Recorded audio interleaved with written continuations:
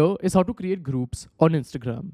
So let's get started. First open Instagram on your phone and then come to the DMs page that's in the center. Click on this icon that's on the top right and here click on group chat. After that, you can give a group name on top.